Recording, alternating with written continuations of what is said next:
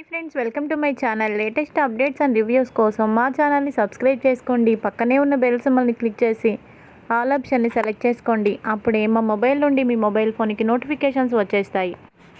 రోహిణి తల్లి బాధపడుతూ ఉంటుంది. మరో పక్కన కంగారు పడుతూ ఉంటుంది. నా కూతురు మరో పెళ్లి చేసుకుంటుంది. ఈసారైనా తన జీవితం బాగుండాలి. మొదటిసారి పెళ్లి చేసుకున్నాక భర్త చనిపోయాడు. ఇక అక్కడితో తన జీవితం అయిపోయిందని చాలా బాధపడ్డాను. నా కూతురు కూడా చాలా కష్టాలు పడింది, బాధపడింది. ఇప్పుడైనా ఈ పెళ్లి చేసుకొని తన జీవితం బాగుండాలని ఓ తల్లిగా నేను పెళ్లి దగ్గర లేకపోయినా, మండపంలో లేకపోయినా, దూరంగా ఉండైనా నేను ఆశీర్వదిస్తున్నాను. నా ఆశీర్వాదం నా కూతురు మీద, కాబోయే అల్లుడి మీద ఉండాలి. వాళ్ళిద్దరి మధ్య ఎలాంటి భేదాభిప్రాయాలు రాకూడదు. వాళ్ళు సంతోషంగా ఉండాలి అని కన్నీరు పెట్టుకొని ఏడుస్తూ ఉంటుంది. ఇదిలా ఉండగా ఇంకొక పక్కన రవి ఇంకా అలాగే మీనా చెల్లెలు ఇద్దరు కూడా ఒకరికొకరు ఆట పట్టించుకుంటూ ఉంటారు. ఏంటి ఏంటి మరి నీ పెళ్ళెప్పుడు అని ఎగతాళిగా అడుగుతాడు. నా పెళ్ళెప్పుడో, నీ పెళ్ళి ఎప్పుడే అని అంటుంది ఇక మీనా చెల్లెలు. ఆ మాటతో షాక్ అవుతాడు రవి. అదేంటి అలా అన్నావు? నా పెళ్ళే జరిగేటప్పుడే నీ పెళ్ళి జరగటం ఏంటి అని అనగానే, అంటే నా ఉద్దేశం, మీ ఇంట్లో ఆఖరి వాడివి నువ్వే, మా ఇంట్లో ఆఖరి దాన్ని నేనే, అందుకనే మన ఇద్దరి పెళ్ళిళ్ళు అలా లేటుగానే జరుగుతాయి అని అన్నాను అని అంటుంది. ఓ అలాగా అని అంటాడు. ఇక తర్వాత పూలు తీసుకొని అక్కడికి రమ్మని చెప్పారు. ఆ మండపం దగ్గరికి పూలు నేను ఒక్కడిని తీసుకువెళ్ళలేకపోతున్నాను, నువ్వు కూడా సాయం చేస్తావా అని అంటాడు ఇక రవి. అలా అనడంతో అలాగే, అదెంత భాగ్యం, సాయం చేస్తాను. అయినా ఈ పనులన్నీ నాకు అలవాటే, ఎప్పుడు ఇంట్లో పువ్వులు మోస్తూ ఉంటాను షాప్కి ఇంటికి అని చెప్తుంది. ఓ అలాగా, అయితే ఈ పూలు నువ్వు పట్టుకో, ఈ పూలు నేను పట్టుకుంటాను అని చెప్పి పువ్వులు పట్టుకొని ఇద్దరు కూడా వస్తూ ఉంటారు. అలా వస్తూ ఉండగా ఇంతలోపు పెళ్ళికి వచ్చిన కొంతమందిలో చిన్నపిల్లలు అరటిపళ్ళు తినేసి తొక్కలు ఎక్కడ పడితే అక్కడ పడేస్తారు. అటుగా బాలు వస్తూ ఉంటాడు. ఇక అరటిపండు మీద బాలు కాలు వేయబోయేసరికి దూరం నుంచి మీనా చూస్తుంది. మీనా చూసి ఏ ఏ ఏ అని అరుస్తూ ఉంటుంది. కానీ అప్పటికే బాలు చూసుకోకుండా పొరపాటుగా అరటిపండు మీద, ఆ తొక్క మీద కాలు వేసి జర్రన జారిపోయి పడిపోబోతూ ఉంటాడు. ఇంతలోపు మీనా వచ్చి ఎదురుగా నిలబడ్డంతో మీనా మీద పడిపోబోతాడు. ఇక ఇద్దరు ఒకరికొకరు పట్టుకొని ఉంటారు. ఒకరి కళ్ళల్లోకి ఒకరు ప్రేమగా చూస్తూ రొమాంటిక్గా అలాగే ఉండిపోతారు. ఆ తర్వాత ఇదే సరైన సమయం అనుకొని మీనా చెల్లెలు ఇక బాలు తమ్ముడు ఇద్దరు వాళ్ళ చేతిలో ఉన్న పువ్వుల్ని బాలు మీనాల మీద పోస్తారు. చాలాసేపటికి కానీ ఈ లోకంలోకి రారు బాలు ఇంకా మీనా. ఇక అదంతా చూసి అక్కడ వాళ్ళందరూ షాక్ అయిపోతారు. అదేంటి, ఇక్కడ పెళ్లి మండపంలో వీళ్ళిద్దరికీ పెళ్లి జరగబోతుంది, కానీ ఇక్కడ ఈ జంట మీద పెళ్లికి ఉపయోగించాల్సిన పువ్వులు వీళ్ళ మీద పడ్డాయేంటి అని అనుకుంటూ ఉంటారు. ఇక అమ్మలక్కలు బాలుని మీనాని ఆట పట్టిస్తారు. ఏంట్రా బాలు, నీ భార్య ఎంత అందగత్తి అయితే మాత్రం ఇలా ఎక్కడ పడితే అక్కడ తన మీద ప్రేమ చూపిస్తాయి అలా చెప్పు అని అనడంతో, ఏం ముసలిదానా, ఏం మాట్లాడుతున్నావు, నేను ఏ పొజిషన్లో ఉన్నాను అసలు, కాలి కింద తొక్క అని అంటూ ఉంటాడు. తొక్క, ఏది తొక్క అని వెతుకుతూ ఉంటుంది. కానీ తొక్క కనపడదు. దూరంగా ఎక్కడో పడిపోయి ఉంటుంది. అబద్ధాలు చెప్పకరా మనవడా, అసలు ఈ అమ్మాయి అంటే ఇష్టమే లేదన్నావు, ఇప్పుడేమో పెళ్లి మండపంలో కూడా వదలడం లేదు. తనంటే నీకు ఎంత ఇష్టమో చూస్తూనే ఉన్నాము అని ఇక అనడంతో మీనా సిగ్గుపడుతుంది. బాలు మీనా సిగ్గుని చూసి, ఏ పూలగంప, వాళ్ళేదో తెలియక పిచ్చి పిచ్చిగా మాట్లాడుతుంటే నువ్వేంటి సిగ్గుపడుతున్నావు, అసలు ఏమైంది అని అంటాడు. ఏమీ లేదు అని అంటుంది. ఏ దొంగ, ఏదో ఉంది అని అంటాడు. ఇక మీనా మాత్రం నవ్వుతూ అక్కడి నుంచి పరిగెత్తుకుంటూ వెళ్తే, ఏదో ఉంది, అదేంటో చెప్పు అంటూ మీనా వెనుకాల చిలిపిగా పరిగెడతాడు.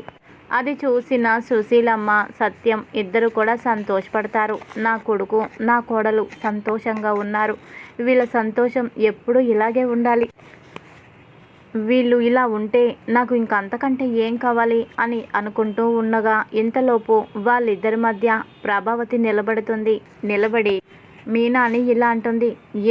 ఎన్నిసార్లు చెప్పాలి నీకు, పెళ్లి పనుల్లో తలదూర్చొద్దని చెప్పాను కదా, తగుదునమ్మా అంటూ నీ చెయ్యి పెట్టావు. ఎక్కడివి ఎక్కడే ఉండిపోయాయి సామాను. ఒక్కటి కూడా కనబడి చావడం లేదు. ఇంతకీ జీలకర్ర బెల్లం తెచ్చావా లేదా?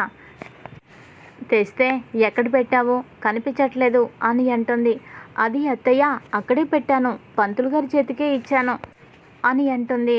ఇంకా తర్వాత కామాక్షి ప్రభావతి దగ్గరికి వచ్చి, అదేంటి వదినా, ఇందాకే జీలకర్ర బెల్లం పంతులు గారు పక్కనే జాగ్రత్తగా పెట్టడం చూసావు కదా, చూసి కూడా మళ్ళీ మీనాని ఎందుకు అలా అడుగుతున్నావు అని అంటే, ఒక్కోసారి కొంతమందిని ఎక్కడ పెట్టాలో అక్కడ పెట్టాలి. కొందరి జంటల్ని కలవనీయకూడదు. వాళ్ళు విడిపోవాలి. వాళ్ళు ఎడముఖం పెడముఖంగానే ఉండాలి. అప్పుడే బాగుంటుంది మా ఇల్లు వాకిళ్ళు అని అంటుంది. అర్థమైంది వదినా, బాలు మీనా ఇద్దరు విడిపోవాలని చూస్తున్నావా అని అంటే, అవును, వాళ్ళిద్దరు విడిపోవాలనే కోరుకుంటున్నాను. మీనా పైకి మెత్తగా కనిపిస్తుంది కానీ చాలా గడుసు, జగత్కంత్రి అని అంటుంది. అవునా వదినా, నీకు అలా కనిపిస్తుందా అని అంటే, అవును, నాకు అలాగే కనిపిస్తుంది. నా కొడుకు నా కోడలు పెళ్ళైన తర్వాత నా ఇంట్లో చిలక గోరింకల్లాగా వాళ్ళే తిరగాలి. అప్పుడు మా ఇంటికి వెలుగొస్తుంది. అంతేకాని ఈ పూలమ్ముకునే అమ్మాయి ఇంట్లో ఉంటే మా ఇల్లు కళావిహీనమైపోయింది.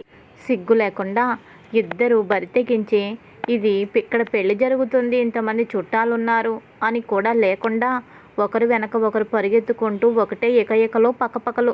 అందుకనే కావాలని కాస్త హద్దుల్లో పెట్టా అని ప్రభావతి అంటుంది. ఏమో వదినా, నువ్వైతే హద్దుల్లో పెట్టాను అని అనుకుంటున్నావు కానీ అక్కడ హద్దు ఎప్పుడో దాటిపోయారు. నువ్వు అనుకుంటున్నట్టు వాళ్ళేం విడిపోతారని అనిపించడం లేదు. ఇప్పుడిప్పుడే వాళ్ళ బంధం మరింత బలపడిందని అనిపిస్తుంది. దానికి కారణం కూడా నువ్వేనని నాకు అనిపిస్తుంది.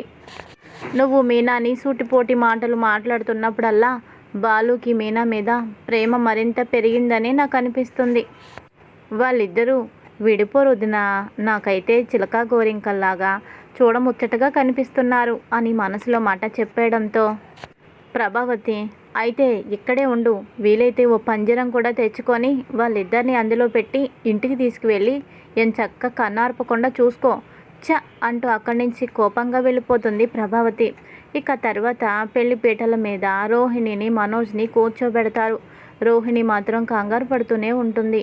మనోజ్ తన కంగారు చూసి, ఏంటి రోహిణి కంగారు పడుతున్నావు, ఏమైంది? ఓకే, అంతా ఓకేనా? ఏదైనా ప్రాబ్లమా? మళ్ళీ ఆ వర్ధన్ గడు నేమైనా ఇబ్బంది పెడుతున్నాడా అని అనగానే, అబ్బే అదేమీ లేదు మనోజ్ అని అంటుంది. మరి ఎందుకు టెన్షన్ పడుతున్నావు? నువ్వు కోరుకున్నదే కదా జరుగుతుంది. అంతా నీ ఇష్ట ప్రకారమే కదా మా అమ్మ కూడా చేస్తుంది.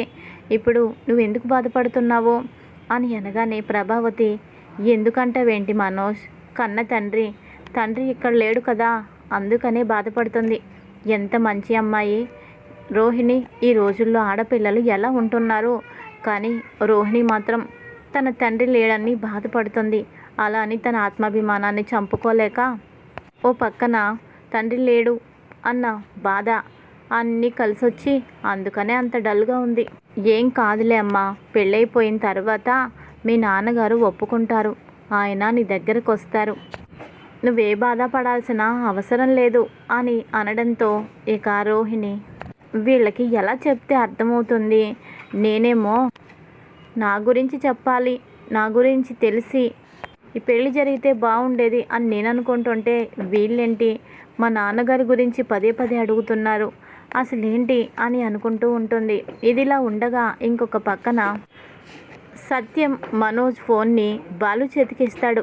ఒరే బాలు, ఇది మనోజ్ గడి ఫోన్ రా, వాడు పెళ్లిపీటల మీద కూర్చున్నాడు, అయినా ఫోన్లు తెగ వస్తూనే ఉన్నాయి, వీళ్ళు అందరూ వాడికి ఫోన్ చేస్తున్నారు.